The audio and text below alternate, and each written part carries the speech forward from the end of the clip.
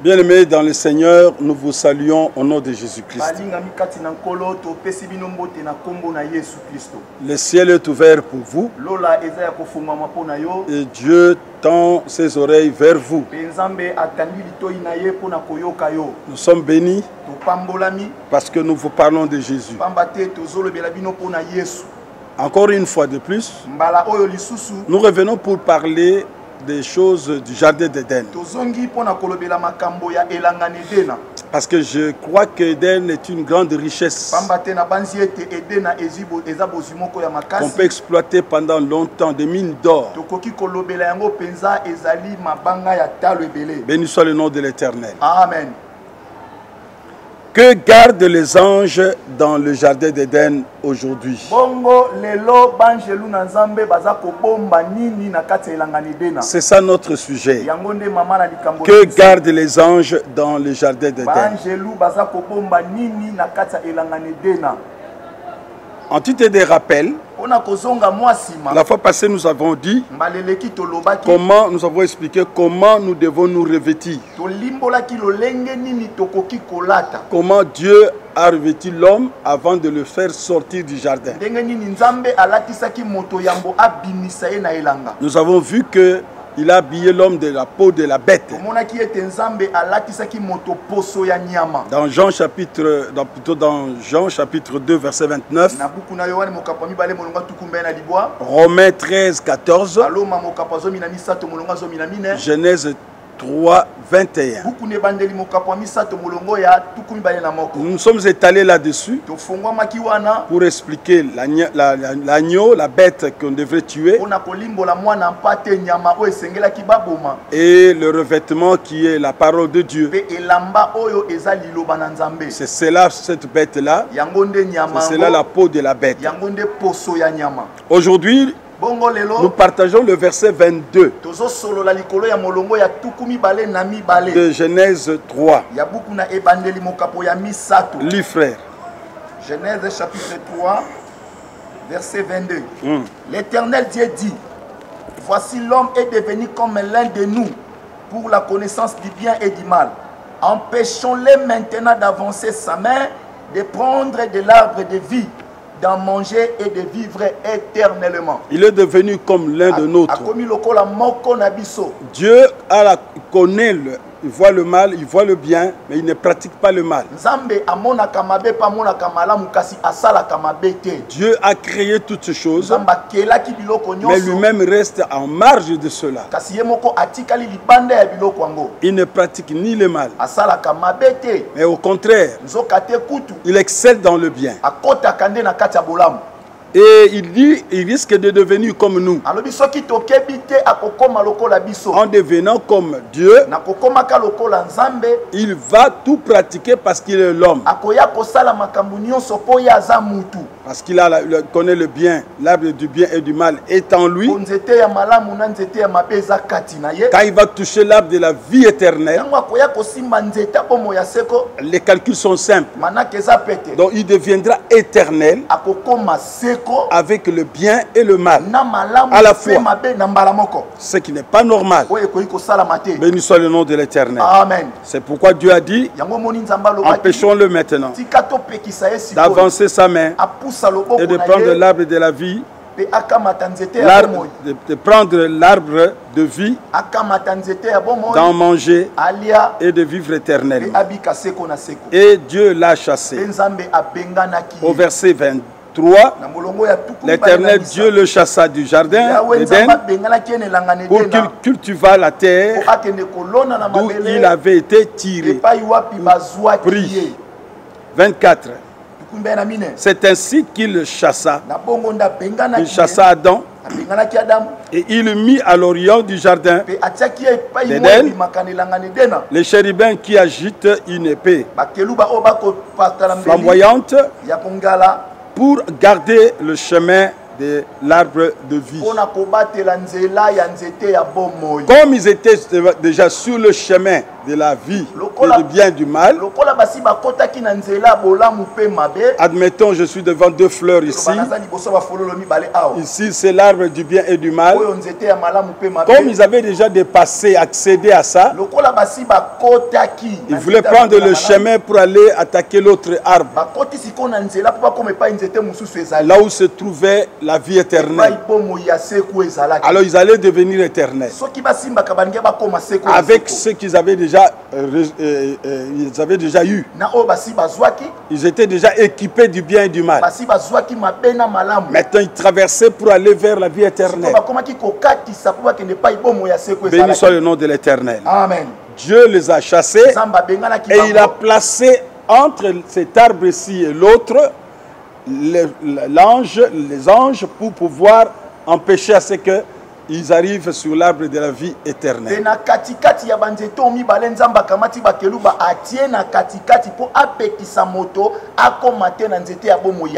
Gloire à Dieu. Amen. C'est cela notre problème. Mais jusqu'à ce jour, la Bible ne nous dit pas que ces anges ont quitté ce lieu. Non, ils sont là depuis que Dieu les avait placés. C'est ça l'énigme de Dieu.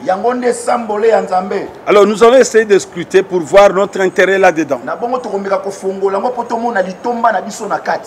Quand Dieu avait chassé l'homme, il a fait l'habit, il a couvert l'homme, il a dit de sortir. Il a empêché d'avancer. Et l'homme est sorti. Mon problème, c'était la fois passée, c'était Dieu qui a cherché l'homme. Dieu l'a chassé et Dieu le cherche. Et il a cherché, lui, Adam et Ève. Eux, il les a habillés. Il ne les a pas retournés dans le jardin. Il les a habillés et il les avait chassés. Ils sont partis. Mais aujourd'hui, plus tard après, nous avions compris que c'est même Dieu qui avait habillé l'homme et qui l'avait chassé, est allé le rechercher pour le rhabiller encore. Mais quel vêtement il a habillé pour l'instant, par après? Le premier vêtement, c'était le vêtement normal. Mais le deuxième vêtement, ce ne sont pas des vêtements que nous portons. Non. Le deuxième vêtement, c'est le vêtement qui nous fait retourner dans le jardin. Béni soit le nom de l'Éternel. Les premiers habits ont permis à ce que nous puissions partir avec ça. C'est un équipement et l'homme doit partir avec ça. Dieu n'a pas recherché cet habit-là. Tu pars. Mais cet habit-là de peau, c'était une révélation des choses à venir. Et Dieu l'a transmis par ce message. Quelles étaient ces choses-là? C'est l'arrivée du Seigneur Jésus avec son habit. Avec son habit. Et à Golgotha, c'est alors qu'on a dépouillé l'animal. Et on a pris la peau pour revêtir l'homme. Et l'homme aujourd'hui, c'est toi et moi. Soyez bénis au nom de Jésus. Amen. Merci Seigneur. Nous sommes heureux de partager ces choses. Mais alors, regardons. Cet homme qui est venu chercher Adam et Ève, c'était pas une autre personne. C'est celui qu'on appelle Jésus. Et qui est Jésus? Jésus, c'est lui qui est venu donner la vie. Et la vie éternelle. Mais déjà dans le jardin, il y avait cette vie éternelle. C'était l'arbre. Quand Jésus est venu, voici l'agneau de Dieu qui ôte le péché. Et le salut se trouve en lui. La vie éternelle se trouve en lui. Et cette vie éternelle était déjà dans le jardin. C'est pourquoi on avait placé les anges. Les anges étaient là. Les anges étaient là pour empêcher qu'ils puissent passer sur leur chemin et atteindre la vie éternelle. Or, la vie éternelle, c'est Jésus-Christ. Alors, que dirons-nous maintenant? Que font les anges ici? Parce que lui qui était là était déjà sorti. Comment il était sorti? Jean-Baptiste l'avait vu. Il dit, regardez l'agneau de Dieu qui ôte le péché. Cet agneau-là qui ôte le péché, quand le péché sont ôtés, vous avez la vie éternelle. Donc, cet arbre ici doit entrer dans quelques personnes. Cet arbre ici, qu'Adam voulait prendre, il ne pouvait pas le prendre. Mais aujourd'hui, on accède à cet arbre sans problème, sans difficulté. Béni soit le nom de l'Éternel. Béni soit le nom de l'Éternel. Béni soit le nom de l'Éternel. Alors, l'arbre de la vie éternelle est sorti du jardin pour aller circuler. Qu'est-ce que l'arbre est allé chercher? L'arbre est allé chercher toute personne qui pouvait entrer dans la vie ensemble avec Dieu. Au lieu que Adam et Ève cherchent l'arbre, ils ne pouvaient pas le voir, ils ne pouvaient pas l'atteindre. Mais aujourd'hui, nous ne cherchons pas l'arbre, mais c'est l'arbre qui nous a cherchés. Je bénis le Seigneur. Amen. L'arbre nous a cherchés. L'arbre a quitté le jardin et a commencé à circuler en Israël pour sauver. Pour sauver. Et la Bible dit, la vie éternelle, ça c'est que nous croyons en lui. Et Dieu a tant aimé le monde qu'il a donné son Fils. Et ce Fils la cherche. À qui va donner la vie éternelle? C'est ça le travail du Fils. Le Fils donne la vie. Et le Fils donne la vie éternelle. Béni soit le nom de l'Éternel. Amen. Nous sommes heureux de partager ces choses. Alors regardez. C'est l'histoire du salut. L'arbre ici est venu pour deux camps. Nous lisons dans Romains chapitre 11, versets 11 à 18. 11 à 18. Romains chapitre 11, 11 à 18. On va lire pour nous. J'ai dit donc, est-ce pour tomber qu'ils sont branchés? Loin de là. Mais par leur chute, le salut est devenu accessible aux païens, afin qu'ils puissent exciter à la jalousie. Dieu a pu endurcir Israël parce que le salut vient des Juifs. Le salut ne vient pas des nations. Le salut vient des Juifs. Et Jésus est le roi des Juifs. Nous devons le savoir. C'est pourquoi c'est devenu aujourd'hui le débat de beaucoup de personnes. Jésus est blanc, il est venu pour les blancs, il est pour ceci. Mais regardez comment il a traité ces blancs dont vous parlez. Parce que vous n'avez pas la maîtrise des choses de Dieu.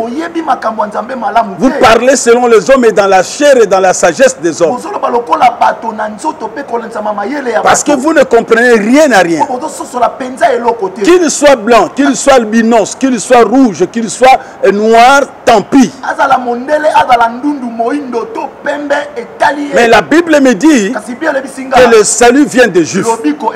C'est-à-dire qu'il devait sortir celui qui devrait sauver le monde devait sortir de là. Alors il est sorti de là, mais parce qu'il avait souci de toutes les nations, il avait de peine en lui pour sauver l'humanité. Il est venu vers les siens l'ont rejeté. Oui, c'est lui qui a endurci les siens. Dans Jean chapitre 1, il a endurci son propre peuple pour donner l'opportunité aux nations de devenir son peuple. Les nations de devenir son peuple. Béni soit le nom de l'Éternel. Amen. C'est pourquoi nous lisons. Il est venu vers les païens. Mais il n'a pas rejeté son peuple. Voilà le travail de l'arbre. Lisons, frère.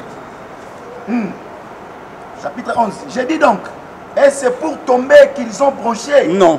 Loin de là. Mais par leur chute, le salut est devenu accessible aux païens. Le salut est devenu accessible aux païens. Afin qu'ils fussent excités à la jalousie. Oui. Or, si leur chute a été la richesse du monde. La chute d'Israël est devenue la richesse du monde. Comment? On y va. Leur amoindrissement, la richesse des païens. Oui. Combien plus en sera-t-il ainsi quand ils se convertiront tous? Tous. Je vous l'ai dit. Voilà. À vous païens, en tant qu'apôtre des païens, oui. je glorifie mon ministère, afin qu'il est possible d'exciter la jalousie de ceux de ma race et d'en sauver quelques-uns. Oui. Car si leur rejet a été la réconciliation du monde. Donc le rejet d'Israël, par le rejet d'Israël, Dieu s'est réconcilié avec le monde. C'est-à-dire il avait laissé le monde, il est allé en Israël, mais maintenant il s'est réconcilié avec le monde entier en laissant Israël. Pour l'instant là, il a laissé l'Israël. Béni soit le nom de l'Éternel. Et toi qui parles sans comprendre, nous on y va.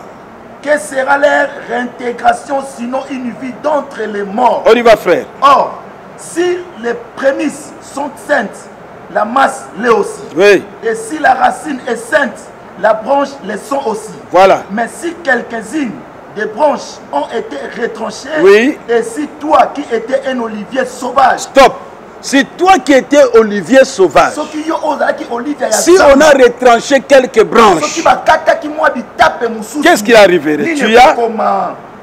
Tu as été hanté à leur place. Tu as été hanté. C'est-à-dire il y a un arbre. L'arbre. Alors on vient. On coupe la branche, on enlève la branche.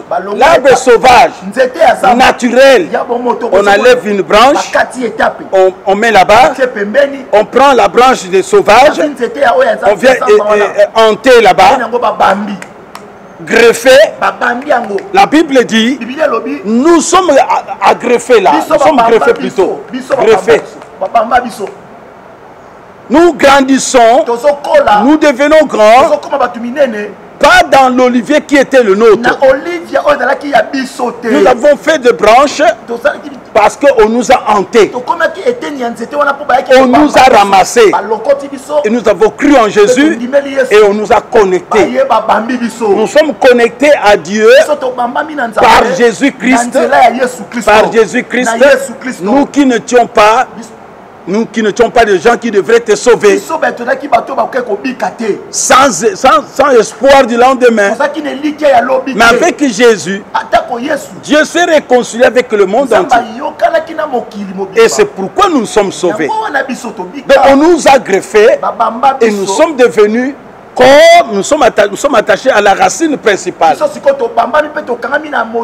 Et nous sommes devenus comme cet arbre-là, normal. Non, nous n'étions pas là. Le salut vient des Juifs. Dieu vient vers nous. Il fait de nous des Juifs spirituels.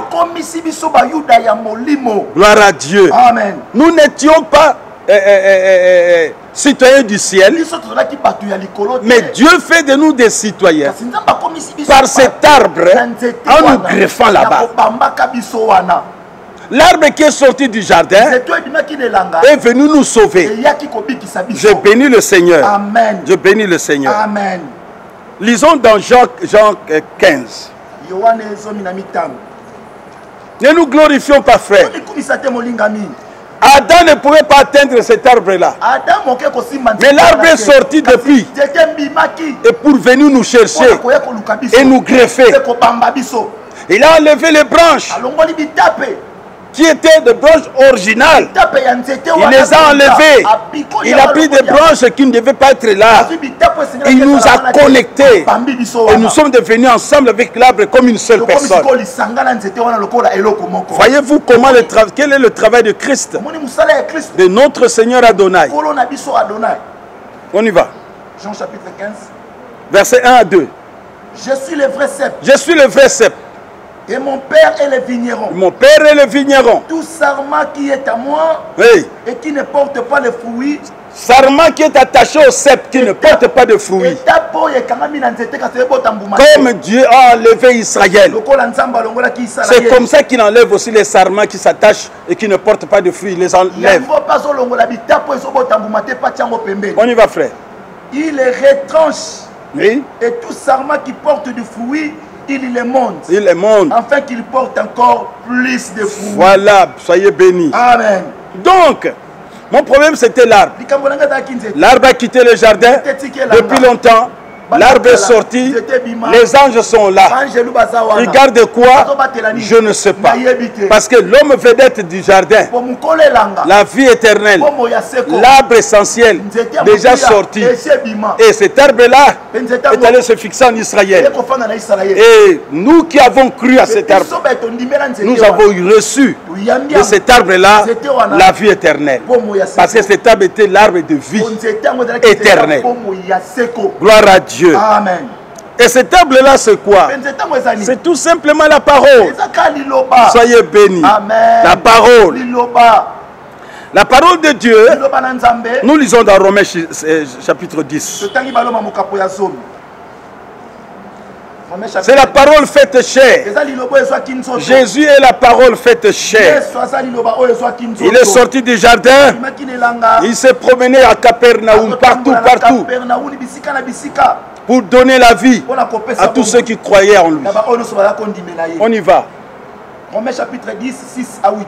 6 à 11. 6 à 11. Mais voici comment parle la justice qui vient de la foi. Voilà. Ne dis pas à ton cœur qui montera au ciel. Qui montera au ciel. C'est en faire descendre Christ. On y va. Ou qui descendra dans la Bible. Tout à fait. C'est faire remonter Christ d'entre les morts. Ok. Que dit-elle donc? La parole est près de toi. La parole est près de toi. Dans ta bouche. Cet arbre est près de toi. Tu peux cueillir le fruit et manger. L'arbre est là. L'arbre est près de toi. Ce n'est plus dans le jardin. C'est déjà sorti de là. L'arbre est près de toi. C'est la parole de Dieu. Cette parole est près de toi. Oui, frère. La parole est près de toi. Oui. Dans ta bouche et dans ton cœur. Oui. Or, si la parole de la foi que nous prêchons, si tu confesses de ta bouche le Seigneur Jésus, oui. Et si tu crois dans ton cœur que Dieu l'a ressuscité si de mort, tu confesses de ta bouche le Seigneur Jésus, si tu crois dans ton cœur que le Seigneur est l'a ressuscité de mort, oui. Tu seras sauvé. Sauvé. Car c'est en croyant que. Voilà. La parole est là. C'est seulement en croyant. La parole n'est plus aller chercher dans le jardin d'Éden. Nous sommes sortis avec le bien et le mal. Faisant le bien et le mal.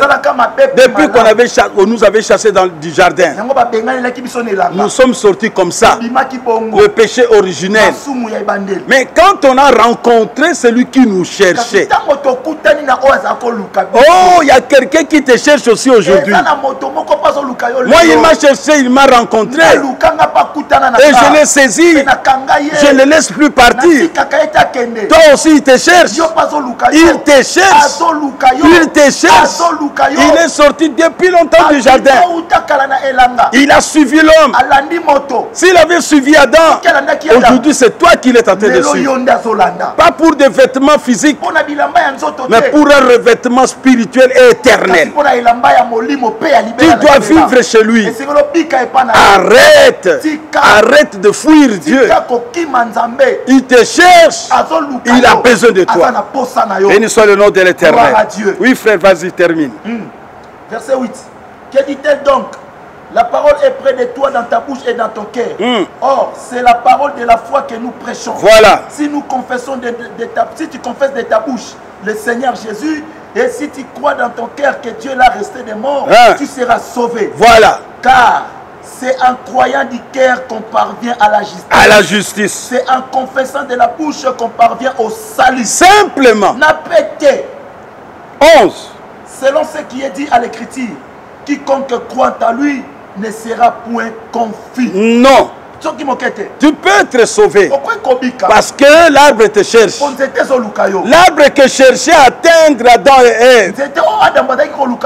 Aujourd'hui, cet arbre-là te cherche. Maman, papa, PDG, ministre, qui que vous soyez, la Bible dit, il vous cherche. Il vous cherche même dans votre chambre. La radio diffuse un verset. Il y a un chant que tu écoutes là. Tu t'appelles au Seigneur. C'est très important. Lisons Cantique pour terminer. Cantique 3, verset 1 à 4. Sur ma couche. Écoutez cette femme. J'ai cherché celui que mon cœur aime. J'ai cherché celui que mon cœur aime. Je le cherchais. Je l'ai cherché. Et je ne l'ai point trouvé. Non. Je me lèverai et je ferai le tour de la ville. Le tour de la ville. Dans le riz. Pendant que tu fais le tour de la ville, il n'est pas loin, il est là. Suivons cette femme-là. Oui. Je me lèverai et je ferai le tour de la ville. Dans le riz et sur le place. Voilà. Je chercherai celui que mon cœur aime. Je le cherchais. Je ne l'ai point trouvé. Non. Les gardes qui font les rondes dans la ville m'ont rencontré. Oui. Avez-vous vu celui que mon cœur aime? Elle a demandé, avez-vous vu celui que mon cœur aime? À peine les avais-je passés, oui, que j'ai trouvé celui que mon cœur aime. Elle a trouvé quand même. Je l'ai saisi. Elle a trouvé où? En train de circuler aussi. La femme circulait, celui qui l'aimait circulait. Jésus circule encore. Jésus, pas de papier, pas de vos histoires de sciences occultes. Laissez ces histoires-là. Ne cherchez pas les féticheurs. N'allez pas derrière les magiciens. Ils n'ont rien à vous donner. Le temps est révolu. Le temps de ces choses, des sorciers, des marabouts et consorts, des occultisme est révolu. Aujourd'hui, c'est Jésus qui est au top. Aujourd'hui, c'est Jésus qui règne. Le roi, le président doivent chercher Jésus. Les ministres, vous qui me regardiez, je vous bénis. C'est Jésus seul. Il vous cherche. Vous le cherchez, vous le rencontrerez. Si tu n'as pas encore pris le goût de le chercher, je te dis, tu es en retard. Arrête avec des balivernes, des histoires inutiles à dormir debout, des gens il est blanc. Non, c'est pas pas question. C'est blanc là te cherche. Il te cherche. Que dit la femme? À peine je les avais passés, que j'ai trouvé celui que mon cœur aime. Je l'ai saisi. Je n'ai point lâché jusqu'à ce que je l'ai amené dans la maison de ma mère, dans la chambre de celle qui m'a conçu.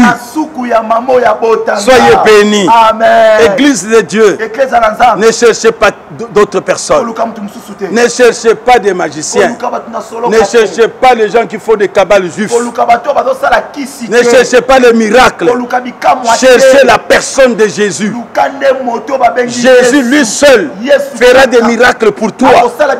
Les miracles n'habitent pas chez le pasteur. Les miracles n'habitent pas chez le prophète et les apôtres. Mensonge. Les miracles, c'est dans la personne de Jésus. Cherchez Jésus, vous le trouverez. La parole n'est pas loin de vous. Cherchez la parole, la vraie parole. Aujourd'hui, il y a la parole des mensonges, des tricheurs, des aventuriers. Moi, je ne te conseille pas d'aller derrière ces gens-là. Dieu a ses serviteurs. Je ne parle pas de moi. Ils sont nombreux qui craignent Dieu dans cette ville. Cherchez dans ta ville à toi. Il y a des vrais pasteurs. Quand il y a le faux, il y a aussi le vrai. Et les vrais sont là. Soyez bénis. Trouvez ces gens-là. La parole n'est pas loin de toi.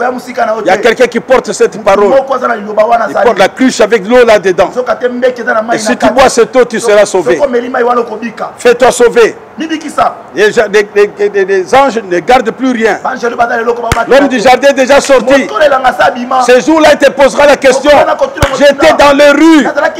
Ne m'as-tu pas vu? Que Dieu te bénisse. Père éternel, que la gloire te revienne. Je sais qu'il y a quelqu'un qui t'a entendu. Aide-le. Et moi, je lui ai parlé seulement de toi. Merci frère parce que tu es sauvé. Merci Seigneur parce que tu l'as sauvé. Merci maman, merci mon frère parce que tu es sauvé en Jésus. Crois à cette parole. Jésus est sorti du jardin pour te chercher. Reçois-le au nom de Jésus. Amen. Que Dieu bénisse. Gloire à Dieu.